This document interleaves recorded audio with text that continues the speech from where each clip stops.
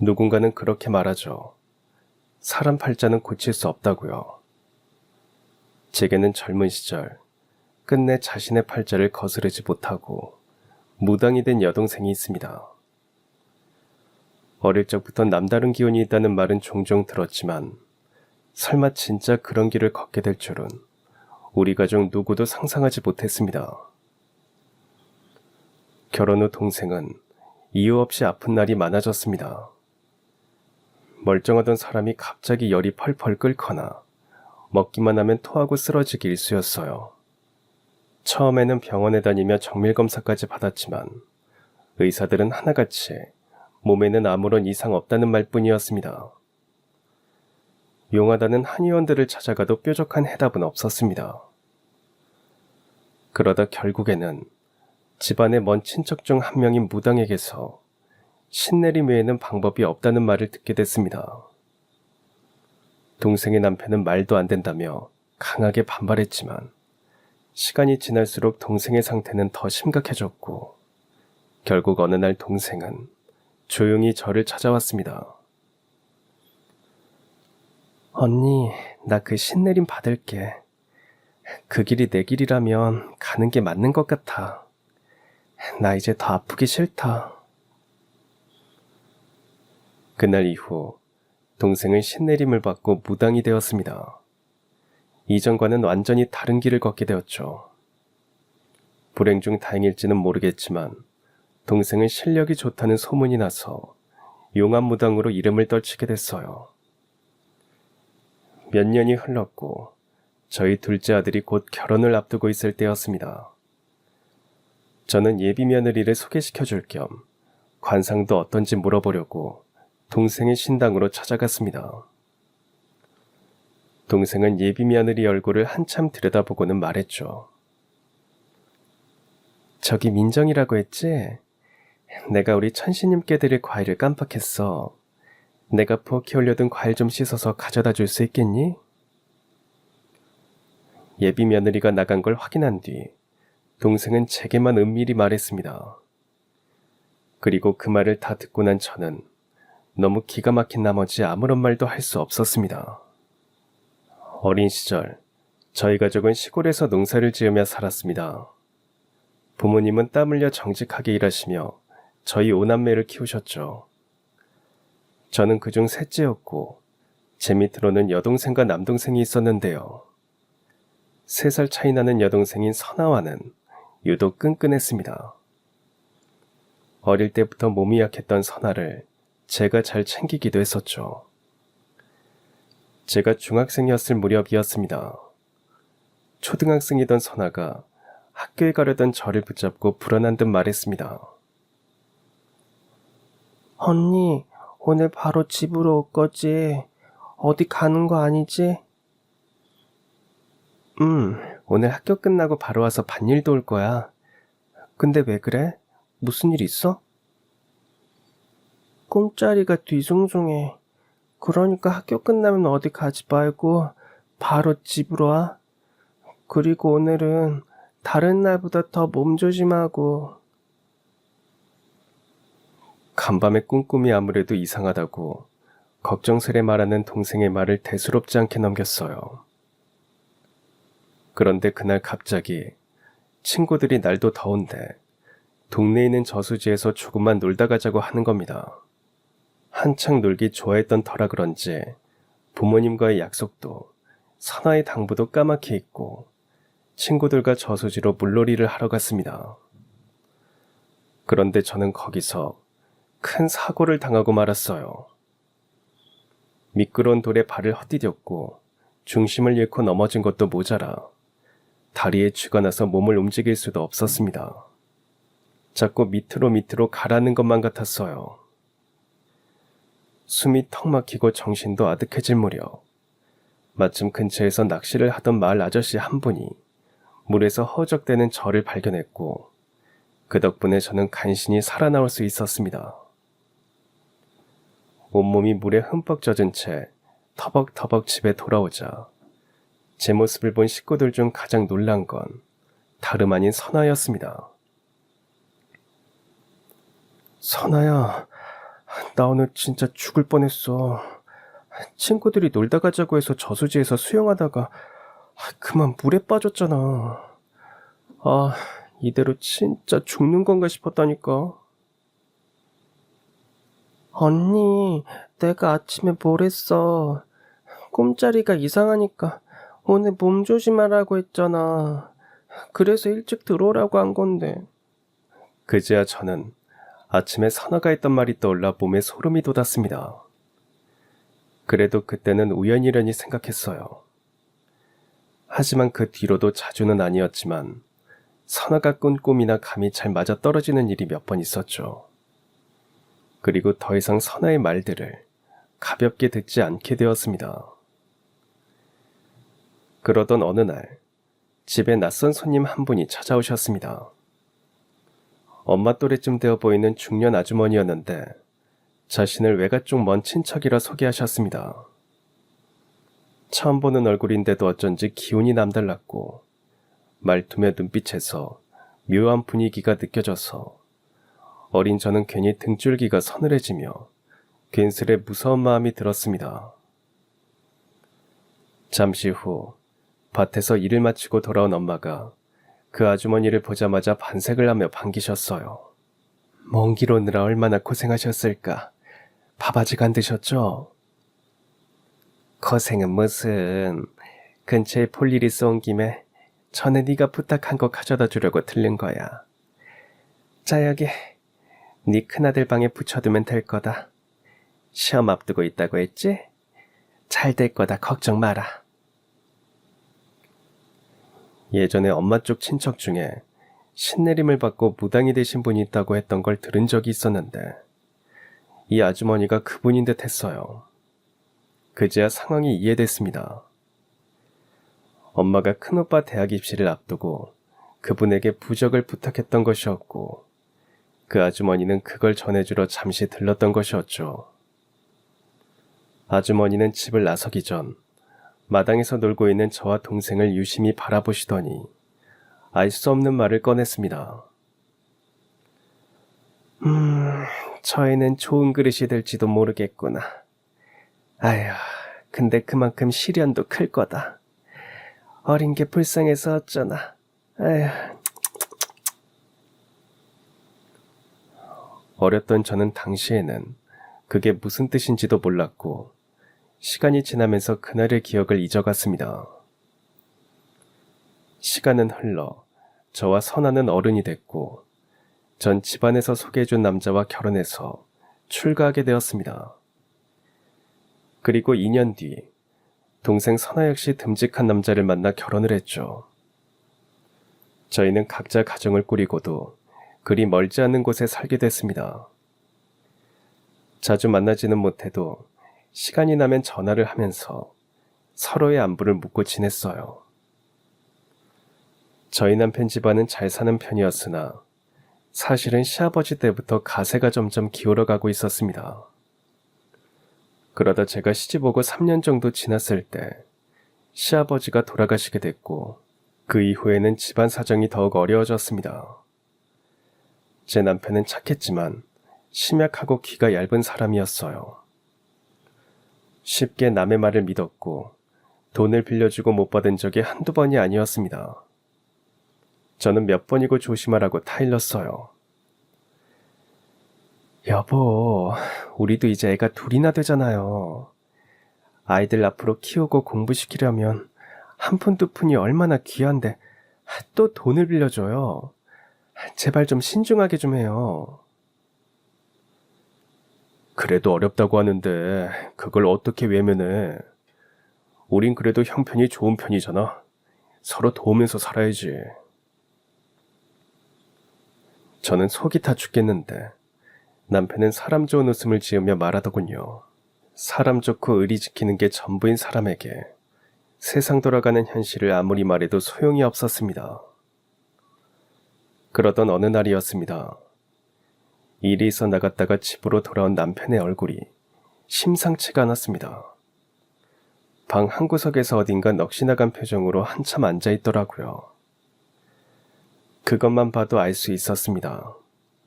남편에게 무슨 일이 생겼다는 걸요. 불안한 마음에 대체 무슨 일이냐고 묻자 남편은 잠시 눈을 감고 한숨을 쉬더니 마침내 말을 꺼냈죠. 여보, 이제 우리 어떡하지? 동식이 보증 서준 게 있는데 동식이가 그대로 날라버렸어. 믿을 수 없었습니다. 남편이 말한 동식이라는 친구는 몇십 년을 함께한 고향 친구였습니다. 그 친구가 사업을 하면서 자금이 필요하다며 급히 빚 보증을 부탁했고 남편은 친구의 부탁을 거절하지 못했던 거죠. 그런데 그 친구가 돈을 갚지 못했고 결국 그 책임이 고스란히 우리 가족에게 돌아온 거였습니다. 그나마 남아있던 땅이며 살고 있는 집, 그리고 조금씩 모아뒀던 재산까지 몽땅 팔아야 하는 상황이 벌어졌습니다. 남편은 누구보다 믿었던 친구에게 배신을 당해서 큰 충격을 받은 듯 말수도 확 줄고 밥도 제대로 먹지 않았습니다. 그저 다 내 잘못이라는 말만 반복하며 죄책감에 시달렸고 며칠 뒤 새벽녘에 갑자기 가슴을 부여잡고 쓰러졌습니다. 병원에 도착했을 땐 이미 늦었고 남편은 그렇게 다시는 눈을 뜨지 못했습니다. 남편이 세상을 떠난 후 저는 두 아들을 품에 안고 현실을 마주해야 했습니다. 한동안은 정신이 아득하고 눈앞이 캄캄했지만 마냥 주저앉아 있을 수는 없었어요. 이제 제가 가장이 되어 두 아이를 먹이고 입히고 키워야 했습니다. 그래서 악착같이 일했습니다. 동네 일손이 부족하다고 하면 새벽부터 나가서 일을 하고 오후에는 식당 설거지까지 하며 하루에 2탕 3탕을 뛰었죠. 집에 돌아오면 파김치가 됐지만 두 아들이 자는 얼굴을 보고 있으면 또다시 힘이 났습니다. 허리띠를 졸라매고 안 쓸 수 있는 건 다 줄이며 살았어요. 애들한테 미안할 정도로 아껴야 했죠. 하지만 언제까지 이렇게 남의 일만 해주며 살 수는 없었습니다. 제가 돈을 모으는 이유도 언젠가는 내 가게 하나 내야겠다는 목표가 있었기 때문이었죠.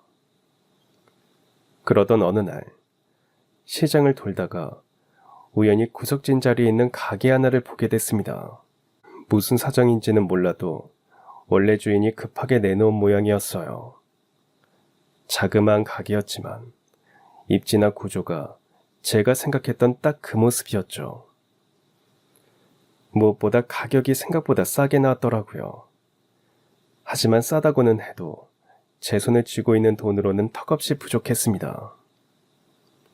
그날 밤 마음이 복잡해서 동생 선아와 통화를 하던 중 결국 저도 모르게 속마음을 털어놓고 말았습니다. 시장 한쪽 구석에 있는 가게를 봤는데 말이야. 가게 주인이 돈이 급한지 시세보다 싸게 내놨대. 거기서 반찬 장사하면 괜찮을 것 같더라고. 자리도 나쁘지 않고.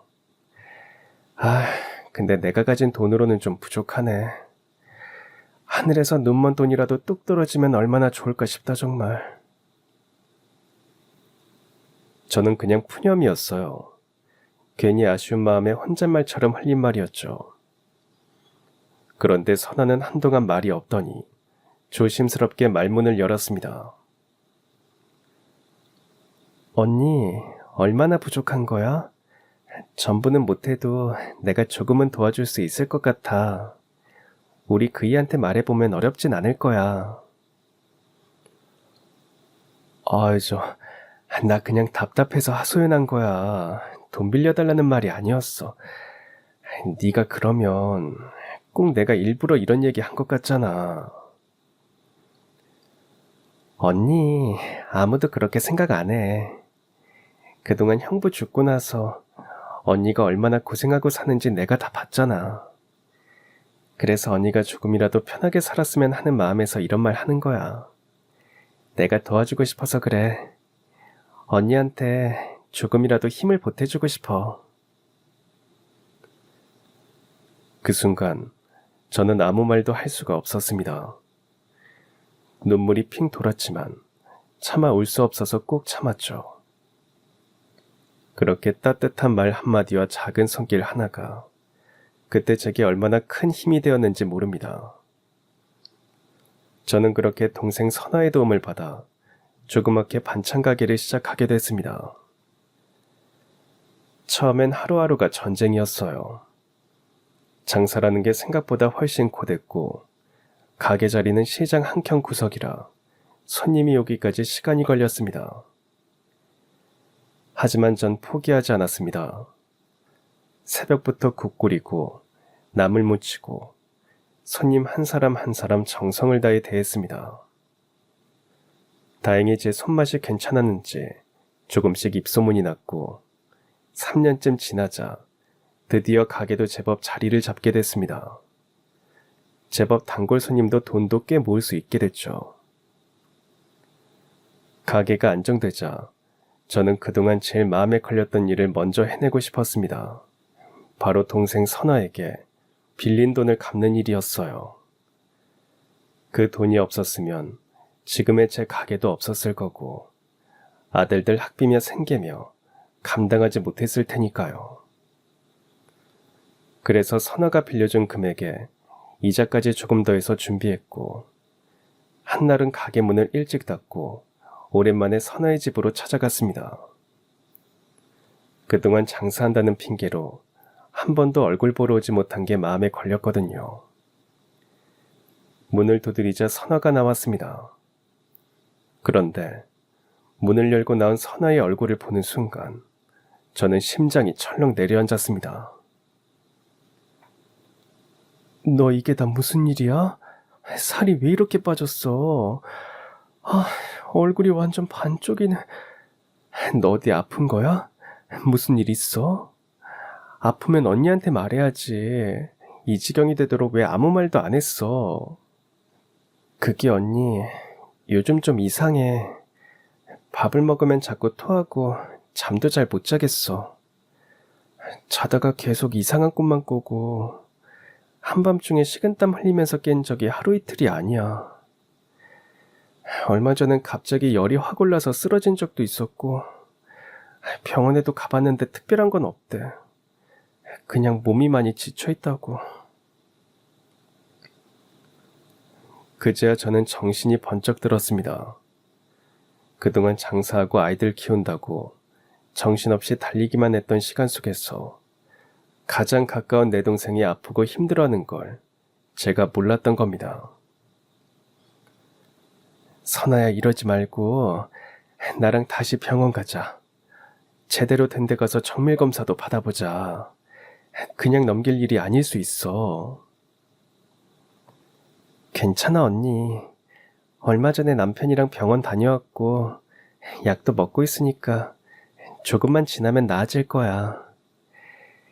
그래도 오늘 언니 얼굴 보니까 이상하게 숨 쉬는 게 좀 편한 것 같아. 머리도 한결 가벼워졌고. 선아는 애써 웃으며 말했지만 저는 그게 더 안쓰러웠고 동생의 야위어버린 어깨를 조용히 안아줄 수밖에 없었어요. 남편 잃고 세상에 기댈 곳 없는 저를 도와준 동생이 정작 자신은 어디 기대지 못하고 병든 몸으로 버티고 있었다는 걸 그제야 깨달았습니다. 저는 선아에게 빌린 돈을 갚고 집으로 돌아와서도 내내 걱정이 되었습니다. 그런데 동생을 보고 돌아온 지 한 달 정도 지났을 때 가게 전화벨이 요란스럽게 울렸습니다. 받아보니 동생의 남편이었고 급박한 목소리로 말했어요. 처형 저예요. 지금 선아가 쓰러져서 병원에 왔어요. 이 사람이 처형을 계속 찾으니까 얼른 병원으로 좀 와주세요. 놀라서 선아가 있다는 병원으로 갔습니다. 동생은 뼈만 남아 앙상한 팔에 수액주사를 맞으며 누워 있었어요. 저는 동생의 남편에게 물었습니다. 제부 나왔어. 이게 지금 어떻게 된 거야? 우리 선아, 대체 어디가 어떻게 아픈 거야? 이 사람 어디가 아픈지 왜 아픈 건지 병원에서도 모른대요. 이유가 없대요. 아무리 검사를 해봐도 이상이 없다고 하니까 저도 답답해 미치겠습니다. 그리고 곧 동생이 깨어났습니다. 동생은 금방이라도 숨이 넘어갈 듯 고통스러워하며 저를 붙잡았어요. 선아는 제 손을 잡고 애원하다가 또 정신을 잃었습니다. 병원에서도 해줄 수 있는 게 없었기에 동생은 곧 퇴원했고 집으로 돌아온 뒤에도 계속 아파했습니다. 물 한 모금 넘기지 못해 갈수록 말라만 갔고 이러다가는 내일이라도 당장 죽을 것 같았어요. 저는 날마다 제부에게 전화해서 선아의 상태를 물어봤지만 나아지는 건 없었죠. 그러다 문득 어렸을 때 집으로 한번 찾아왔던 엄마 쪽 친척인 그 무당이 떠올랐습니다. 그분이라면 혹시나 동생이 왜 이러는지 알 수 있지 않을까 하는 생각에 친척들에게 알아봐서 그 어르신의 연락처를 구했습니다. 그리고 며칠 뒤 선아의 집으로 그 어르신이 찾아왔습니다. 어렸을 때 기억과는 다르게 어르신은 나이가 들어서 흰머리가 희끗희끗한 노인이 되어 있었어요. 하지만 그 눈빛만은 여전히 형형했습니다. 어르신, 제 동생 기억하시나요? 이렇게 아픈데 병원에서도 원인을 모른다고 합니다. 아픈 데 없이 멀쩡하대요. 혹시 어르신이라면 선아가 아픈 이유를 알 수 있지 않을까 해서 연락드린 거예요. 어릴 때 잠깐 본 그 사이에도 신을 모실 그릇이라는 걸 느낄 수 있었는데 아야, 결국 그 운명은 피할 수가 없나 보구나. 네? 큰 그릇이요? 신을 모셔야 한다고요? 어르신, 그 말은... 제 동생이 무당이 돼야 한다는 말씀이세요? 그래, 이게 바로 신병이야, 신병. 신내림을 받아야만 아픈 게 끝날 게다. 안 그러면 목숨을 잃을 수도 있어. 친척 어르신은 그 말을 남기고 다시 돌아가셨습니다. 한참 뒤 다시 선아가 정신을 차렸을 때 제가 들었던 모든 이야기를 전해줬어요. 선아가 아픈 건 신병 때문일지도 모르니 신내림을 받을지 말지 결정해야 한다고요. 그 말을 들은 동생과 동생 남편 모두 믿을 수 없다는 듯한 표정이었습니다. 특히 제부는 펄쩍 뛰며 반대했습니다. 저 형, 그게 무슨 말도 안 되는 소리예요. 무당은 무슨... 이 사람이 왜 무당이 돼요? 신내림 받을 일 없으니까 저 형도 그런 헛소리 하실 거면 내 집에서 당장 나가요. 그날 저는 동생의 집에서 쫓겨나다시피 나오게 됐어요.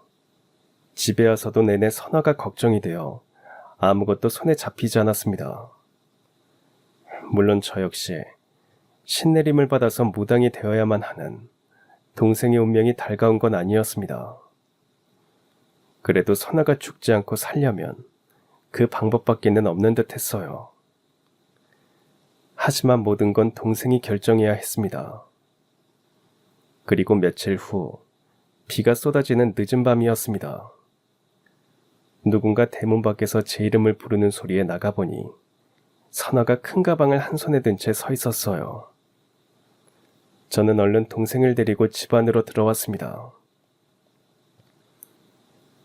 선아야, 연락도 없이 늦은 밤에 어떻게 온 거야? 너 혹시 제부랑 싸웠니? 언니, 나 신내림 받을게. 그거 말고는 방법이 없을 것 같아. 그리고 나 얼마 전에 꿈에서 방울까지 찾는 꿈 꿨어. 그런 말 듣고 꿈까지 꾸고 나니까 그 길이 내 길인가 싶더라고. 그래서 남편한테 신내림 받겠다고 했더니 무당될 거면 이혼하재. 동생은 그렇게 말하면서 펑펑 울었습니다.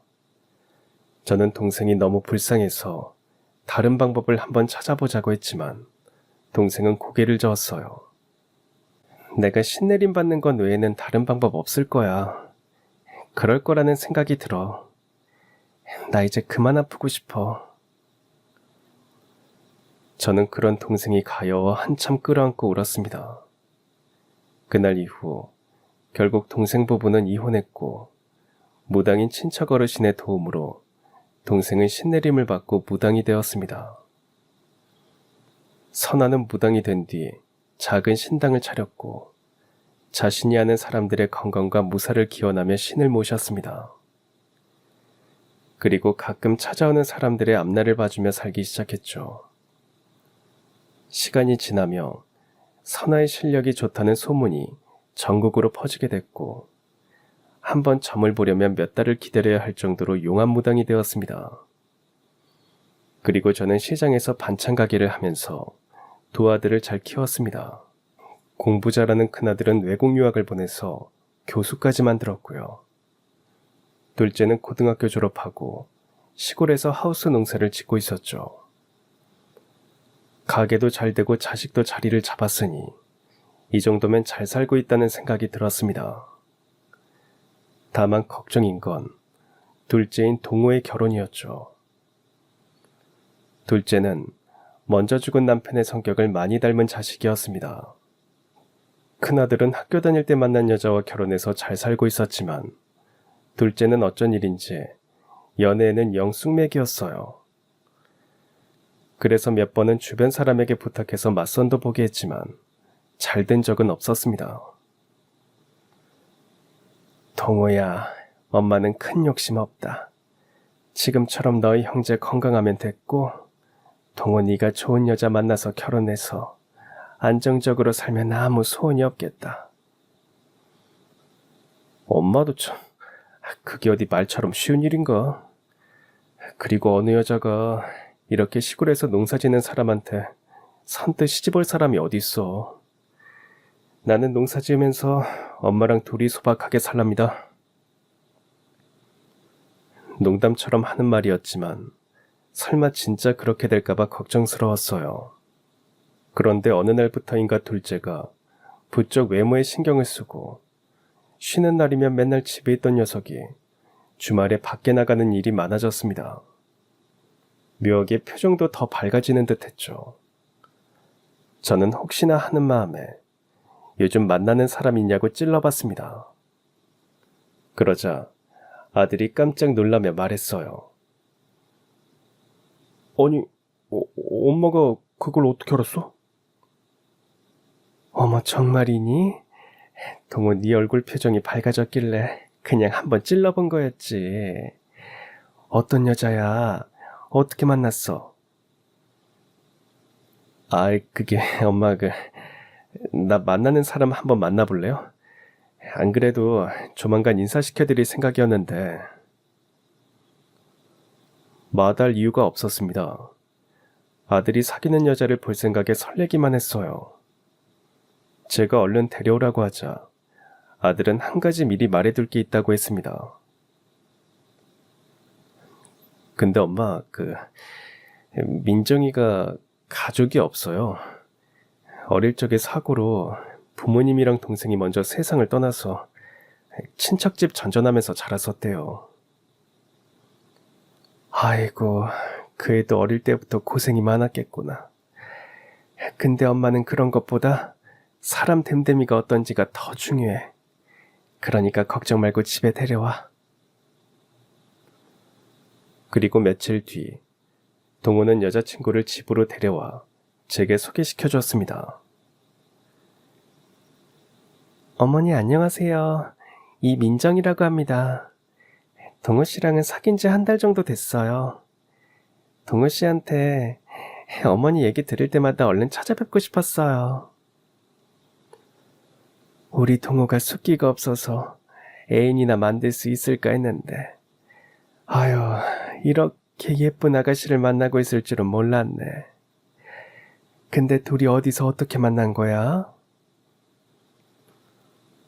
둘째 아들의 여자친구인 민정이는 시골에 사는 사람과 다르게 아주 세련된 인상이었고 쑥스러운 듯이 아들과 만나게 된 이야기를 들려줬습니다.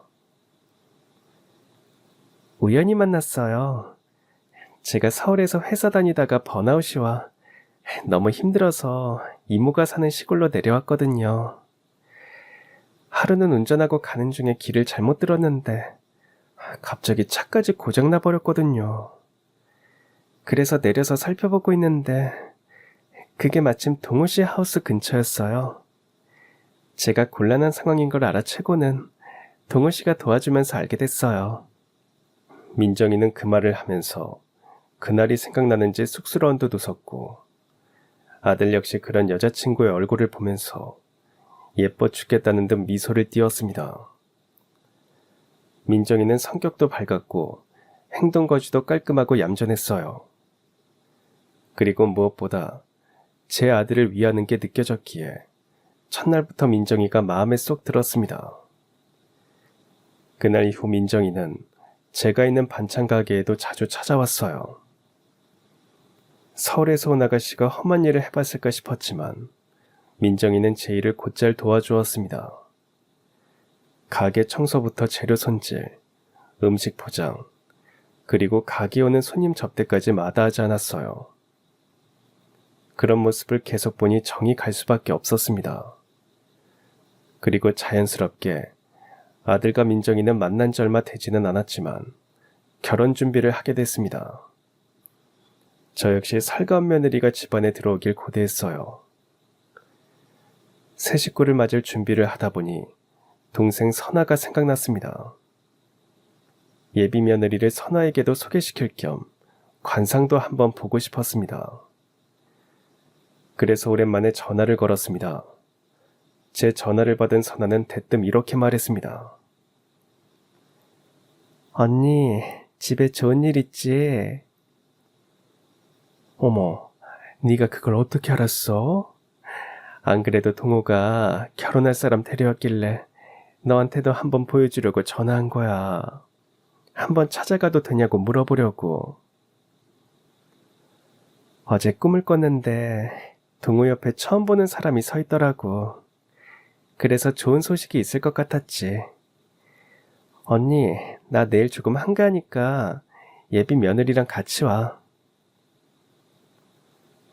다음날 약속한 대로 예비 며느리 민정이를 데리고 선아가 지내고 있는 신당으로 갔습니다. 민정이는 가는 내내 약간 긴장한 듯 했어요. 어머니, 저 괜찮겠죠? 사실 제가 그런 곳은 처음이라서 살짝 긴장이 되긴 해요. 내 동생이 신을 모시는 무당이라고 하니까 좀 놀랐지? 근데 긴장할 거 없다. 나랑 제일 친한 동기간이니까 소개해주고 싶어서 가는 거야. 신당에 도착하자 동생 선아가 저희 두 사람을 반갑게 맞아줬습니다. 저는 두 사람에게 서로를 인사시켰어요. 안으로 들어가서 차 한 잔을 마신 뒤 제가 먼저 입을 열었습니다. 선아야, 우리 민정이 어때? 참 예쁘고 인상 좋지 않아? 네가 관상 좀 한번 잘 봐봐. 제 말에 선아는 예비 며느리 얼굴을 여기저기 한참 들여다보다가 깜짝 놀란 듯한 표정을 지었습니다. 저는 걱정이 됐죠. 선아야, 왜 그래? 민정이 뭐 어디가 안 좋은 건 아니지? 아니야. 관상이 좋네. 눈, 코, 입 오밀조밀 잘 자리 잡고 있고 기운이 밝고 좋아.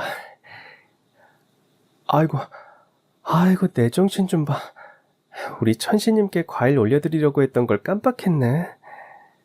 저 민정이라고 했지? 나가서 왼쪽으로 가면 부엌이 있거든. 거기서 내가 꺼내둔 과일 좀 씻어서 가져다 줄래? 민정이는 알겠다고 한 뒤 방을 나갔습니다. 그리고 민정이가 나간 걸 확인한 선아는 제게 조용하고 은밀하게 말했습니다. 언니, 아까는 그냥 얼버무린 거고 솔직히 말하면 민정이라는 애 관상이 얼굴에 탐욕이 보여. 가까이 하면 주변에 있는 사람이 가진 걸 다 뺏어가서 자기 배불리는 관상이야. 이런 사람이랑 동우랑 결혼시키면 좋을 거 없을 거야. 조심해. 동생이 용한 무당이었기에 그동안은 선아가 하는 말을 다 믿고 따랐습니다. 하지만 제가 마음에 들어하는 예비 며느리의 관상이 안 좋다는 말을 들으니 솔직히 기분이 썩 좋지는 않았죠. 그리고 지금까지 민정이가 보여준 행동을 생각하면 선아의 말이 믿기지 않을 정도였어요. 저는 방을 나오면서 동생도 이제 신발이 약해지는 건가 싶었습니다. 신당을 떠나 집으로 돌아가는 길, 민정이는 한결 가벼워진 듯한 목소리로 말했습니다. 어머니, 제 관상이 안 좋기라도 할까봐 걱정했었는데 다행이에요. 어머니도 마음 놓이시죠? 그러게. 다행이네. 민정아, 먼 길 와서 배고프지? 얼른 가자. 저는 예비 며느리 얼굴에 탐욕이 가득하다고 했던 선아의 말이 떠올랐지만 별말 아니라며 얼버무리고 말았습니다. 결혼 허락을 받은 뒤로 민정이는 더욱 자주 반찬 가게에 드나들었고 시장에 있는 사람들도 예비 며느리를 알게 되었죠. 제가 민정이를 소개하면 사람들은 이제 곧 국수 얻어먹는 거냐면서 축하를 했습니다. 그리고 어른들과도 스스럼 없이 지내는 민정이를 보며 더욱 정이 갔죠. 그런데 언젠가부터 가게 근처에서 처음 보는 수상한 사람들이 보이기 시작했습니다. 덩치가 큰 3명의 남자였는데 마치 제 가게를 지켜보는 듯한 느낌이었습니다. 이상하고 무서운 생각이 들어서 하루만 더 지켜보다가 신고를 할까 했는데 다행히 다음날부터 안 보이더라고요. 그때는 아들의 결혼으로 인해 예민해진 탓에 괜한 오해를 했나 싶었습니다. 그런데 그날 저녁 퇴근하려고 가게를 정리하는데 둘째 아들과 민정이가 찾아왔어요. 제게 할 말이 있는 듯한 표정이었죠. 먼저 말을 꺼낸 건 민정이었습니다. 어머니, 저희 혼인신고부터 하면 어떨까 해서요. 동우 씨가 어머니한테 허락받아야 한다고 해서 말씀드리러 왔어요. 갑자기 혼인신고? 너희 결혼도 몇 개월 안 남았는데 결혼부터 하고 해도 되지 않니? 제가 알아봤는데 혼인신고 먼저 하면 신혼부부한테 혜택이 많대요. 제가 받은 신혼집이 있는데 동호 씨가 가진 돈으로는 사실 좀 부족하거든요. 근데 혼인신고하고 대출받으면 금리도 훨씬 싸대요. 어머니 말씀처럼 어차피 결혼할 건데 얼른 혼인신고해서 집 구할 때 이런 혜택 받으면 좋잖아요. 듣고 보니 민정이 말도 일리가 있었습니다. 아들도 찬성한 일이었고 제가 반대할 이유가 없었죠. 그렇게 둘은 혼인신고를 먼저 하고 한 달 뒤 결혼식을 올렸습니다. 그리고 다음 날 둘째 아들과 민정이는 신혼여행을 떠났어요. 차를 타고 인천공항으로 가는 둘째 내외를 배웅하고 저는 가게로 나갔습니다. 반찬을 팔고 있는데 평소 잘 알고 지내던 친구인 진숙이가 찾아왔습니다. 진숙이는 보험 설계사였어요. 선영아 나왔다. 근처에 일 때문에 왔다가 네 생각나서 들러봤어. 둘째 아들 장가 보내고 나니까 어때? 서운하지 않아? 서운하기는 알턴이 빠진 것처럼 시원하다. 아휴, 내가 동호 결혼 때문에 그동안 얼마나 마음을 졸였나 몰라. 말을 안 해서 그렇지 평생 혼자 살까봐 걱정했다니까. 근데 이렇게 착하고 예쁜 여자 데려올지 누가 알았겠니? 진숙이 너도 어제 우리 둘째 며느리 봤지? 어때 예쁘지? 그래 예쁘더라. 아참, 나 네 며느리 얼마 전에 회사 사무실에서 봤던 거 알아? 얼마 전에 나한테 와서 생명보험 가입 상담받고 갔었어. 근데 이상한 게 자기 앞으로 드는 게 아니라 곧 결혼할 건데 결혼할 남자 앞으로 보험을 들고 싶어 하더라고. 뭐? 우리 며느리가? 이상하네. 보험 들었다는 말은 없었는데. 그래서 가입을 했어?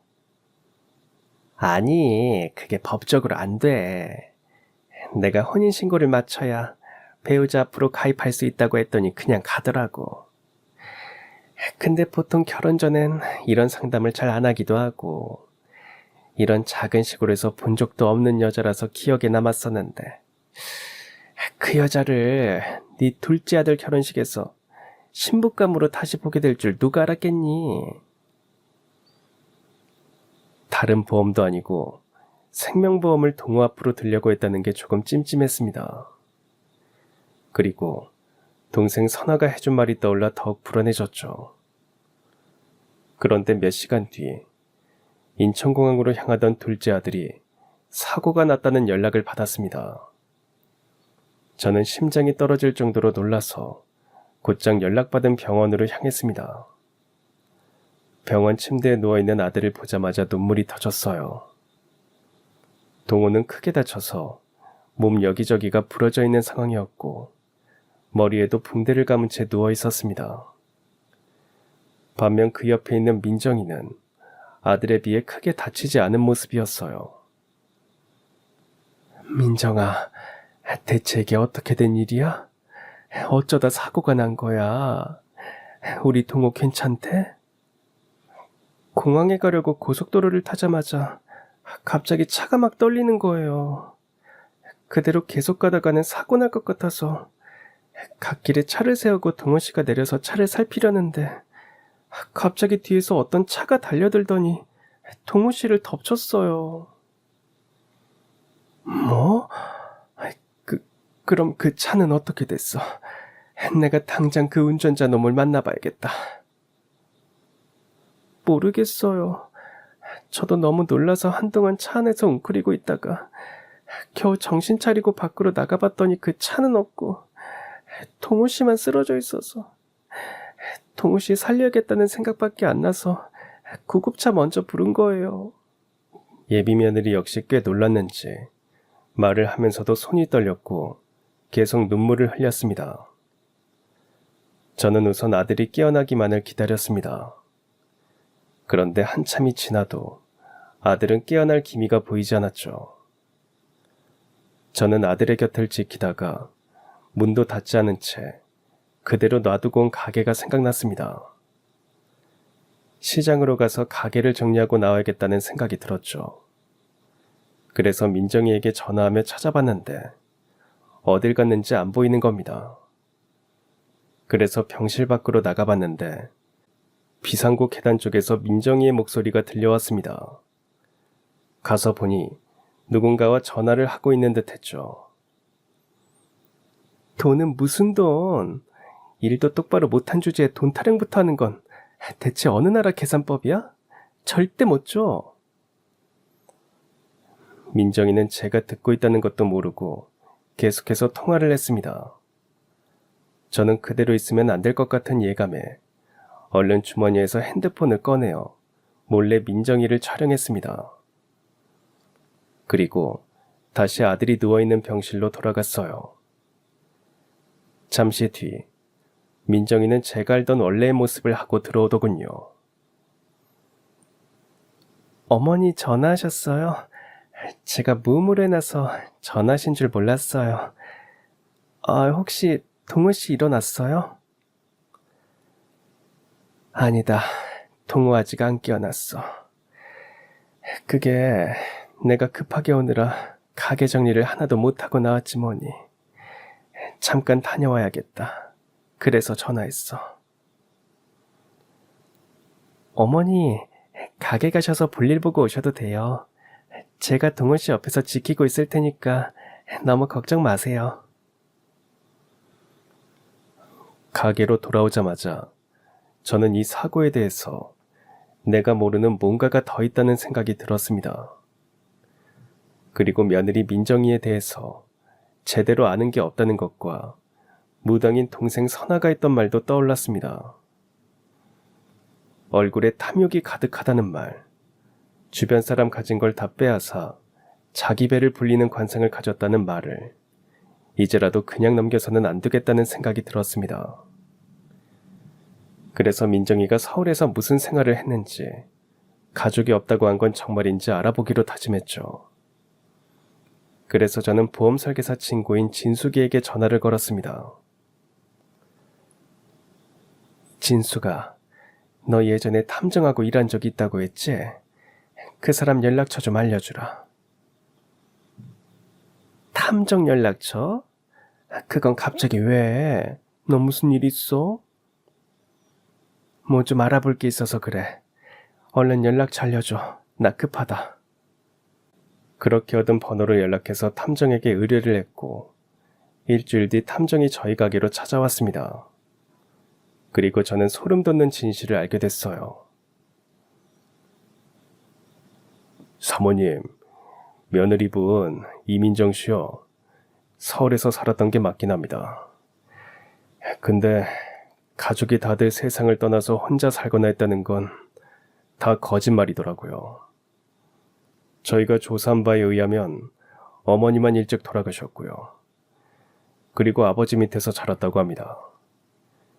근데 그 아버지도 알코올 중독이라서 예전부터 인연 끊고 살았더라고요. 그리고 이게 더 큰 문제인데 말입니다. 며느리분께서 사채를 꽤 많이 쓰셨던데요. 사채라니 정말 처음 듣는 얘기였죠. 탐정은 민정이가 사채업자에게 쫓기다가 시골까지 내려오게 된 거라고 했습니다. 또 여기 보시면요. 아드님과 혼인신고한 뒤에 아드님 이름으로 생명보험에 가입했더라고요. 아무래도 아드님을 보험에 가입시켜놓고 사채업자와 짜고는 아드님을 사망하게 만든 뒤에 그 보험금을 타서 사채빚도 갚을 계획을 세워둔 것 같습니다. 탐정의 조사 결과에 충격을 받은 저는 아무 말도 할 수가 없었습니다. 하지만 거기서 끝이 아니었어요. 저희가 이렇게 생각한 이유는요. 며느님께서 이런 일이 처음이 아니기 때문입니다. 예전에도 이런 식으로 보험 사고를 낸 전적이 있더라고요. 혹시 며느님께서 이미 2번의 결혼과 이혼을 했다는 거 알고 계셨습니까? 아니요. 전부 다 처음 듣는 이야기입니다. 아유 세상에. 어떻게 이런 걸 숨길 수가 있죠? 이전엔 입증이 되지 않아서 처벌은 피했지만 피해자들이 고소를 진행 중에 있다고 합니다. 탐정의 조사 결과를 모두 듣고 나니 민정이가 혼인신고부터 서두른 이유도, 갑자기 아들이 사고가 난 이유도, 그리고 병원 비상구 계단에서 알 수 없는 통화를 한 것도 다 이해가 가더군요. 그리고 이대로 더 두었다가는 정말로 아들 동호의 목숨이 위험해질 것만 같았습니다. 그래서 저는 곧장 제가 녹화해둔 영상이 담긴 핸드폰과 탐정이 준비해준 서류를 들고 경찰서로 향했습니다.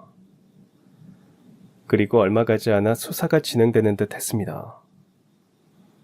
저는 당분간은 민정이 앞에서 아무런 티를 내지 않고 평소처럼 지내기로 했습니다. 아들과 민정이가 단둘이 있으면 무슨 짓을 할지 모르기에 저는 가게 문을 닫고 아들을 직접 병간호했습니다. 어머니, 동호 씨 병간호하는 거 힘들지 않으세요? 제가 해도 되는데 어머니 가게는 어쩌시고요? 가게야 당분간 문 닫으면 되지. 민정아, 너야말로 그날 사고로 깜짝 놀랐을 텐데 가서 좀 쉬어. 여긴 내가 있으면 돼. 내가 들었는데 교통사고가 처음에는 괜찮은 것 같아도 시간이 지나면 아픈 데가 나타난다더라. 그러니까 무리하지 말고 쉬어. 제가 이렇게 말하자 민정이는 뭔가 뜻대로 되지 않는다는 듯 짜증스러운 표정을 잠깐 내비치더니 곧 억지 웃음을 지으며 알겠다고 답했습니다. 그리고 며칠 뒤 아들의 상태도 조금씩 호전되어 가고 있을 때였어요. 아들과 저, 그리고 민정이까지 셋이서 병실에 앉아 있는데 갑자기 경찰이 들이닥쳤습니다. 민정이를 찾는 경찰의 목소리를 들은 저는 드디어 올 게 왔구나 싶었어요. 이민정 씨, 당신을 사기 및 살인미수 혐의로 체포합니다. 민정이는 끝까지 발악하면서 경찰에게 끌려갔습니다. 남겨진 아들은 당황스러워하며 이게 다 무슨 일이냐고 물었습니다. 저는 아들에게 숨겨왔던 진실을 모두 이야기해 주었습니다. 아들은 믿을 수 없는 현실에 큰 충격을 받은 듯 했습니다. 다음 날, 저 역시 증인으로 경찰서에 가게 됐습니다. 그곳에는 민정이와 어떤 덩치 큰 남자가 앉아 있었어요. 민정이는 처음에는 발뺌을 했지만 제가 찍은 영상, 사채업자들과의 통화 내역, 그리고 결정적으로 사고 당시 도로 CCTV 영상까지 확보가 돼 있었습니다. 사고 장면에는 아들이 차 옆으로 걸어나가려던 순간 뒤따라온 차량이 속도를 줄이지 않고 그대로 들이받는 장면이 찍혀 있었죠. 민정이 옆에 앉아있던 덩치 큰 남자가 사고를 낸 자동차의 운전자였고 저는 그 남자의 얼굴을 확인하는 순간 깜짝 놀랐습니다. 형사님, 이 남자가 자동차 운전자라고요? 네, 혹시 본 적 있는 사람입니까? 너 예전에 우리 가게 근처에서 자꾸 어슬렁대던 그놈 맞지? 형사님, 이 자식이 한 달 전에 우리 가게 앞에서 며칠을 감시하는 것처럼 보고 갔었어요. 알고 보니 사고 차량 운전자는 사채업자 중 한 명이었고 진작부터 시골에 내려와 며느리인 민정이와 함께 이 사건을 계획했던 것이었습니다. 남자는 자신이 민정이와 계획한 일을 진술했고 사건은 일사천리로 풀렸습니다. 민정이는 보험 사기, 그리고 살인미수죄 등으로 재판에 넘겨졌어요. 저는 둘째 아들 동호를 데리고 더 늦기 전에 혼인신고 취소를 신청했습니다. 사기로 인한 결혼이었기에 바로 취소하는 게 가능했죠. 아들은 자신이 사랑이라 믿었던 여자에게 배신당한 충격이 컸습니다. 잠도 제대로 못 자고 밥도 잘 넘기지 못하던 아이는 그 뒤로 마음을 다잡기 위해 농사일에 몰두하기 시작했어요. 땀 흘리는 시간에는 머릿속을 비울 수 있다며 매일 새벽까지 하우스로 나갔습니다. 그런 아들을 보며 저는 고맙고도 안쓰러운 마음에 자주 눈시울을 붉히곤 했습니다. 그리고 저 역시도 마음을 정리하고 고마움을 전할 겸 동생 선아의 신당을 찾아갔습니다. 선아는 조용히 웃으며 저를 맞이했습니다. 방 한쪽에 자리 잡고 앉은 저는 고개를 숙인 채 조심스레 말을 꺼냈습니다. 선아야, 고맙다. 네가 그날 동호 신부감 관상 제대로 봐줘서 우리 동호가 살 수 있었던 것 같아. 그 말이 아니었다면 지금쯤 우리 동호 어떻게 됐을지 모르겠다. 정말 고맙다. 내가 이 은혜를 어찌 갚냐. 언니, 나한텐 갚을 필요 없어. 나는 그냥 보이는 대로 말한 것뿐이야. 믿을지 말지는 그 사람 마음이고 언니는 내 말을 믿었기에 애곤을 막을 수 있었던 거야. 언니, 앞으로는 그렇게 감사한 마음 간직하면서 살아. 그럼 언니도 자식들도 무탈하게 살 수 있을 거야. 그래도 마음을 못 잡겠으면 종교를 가져보는 것도 좋고. 종교를 가져보는 것도 좋다는 선아의 말에 저는 교회를 나가보기로 했습니다. 태어나서 한 번도 가본 적이 없어서 낯설고 어색했죠. 하지만 이상하게도 처음 발을 들인 교회에서는 어느 누구도 제게 사연을 캐묻지 않았고 그저 따뜻하게 손을 내밀어 주었습니다. 그게 참 마음이 편했습니다. 그날 이후 저는 매주 교회를 나갔고 예배가 끝난 뒤에는 교회 사람들과 함께 봉사활동도 다니기 시작했습니다. 어르신들 도시락을 나르고 독거노인 집을 청소하고 김장철엔 김치 담그는 일까지 도우면서 문득 이런 삶이 참 행복하구나 싶더군요. 그 일이 있고 난 이후로 저는 매일 아침 눈을 뜰 때마다 우리 가족이 무사히 하루를 시작할 수 있다는 사실에 감사함을 느낍니다. 크고 화려하진 않지만 따뜻한 사람들과 함께하고 각자의 자리에서 묵묵히 제 몫을 다하며 살아가는 지금이 어쩌면 제가 오래도록 바래왔던 진짜 행복이 아닐까 싶습니다. 그리고 저는 그 행복을 느끼며 오늘도 무사하고 무탈한 하루를 감사히 그리고 열심히 살아가고 있습니다. 그럼 지금까지 사연 들어주셔서 감사합니다. 사연이 재밌으셨다면 구독과 좋아요 부탁드려요. 감사합니다. 안녕히 계세요.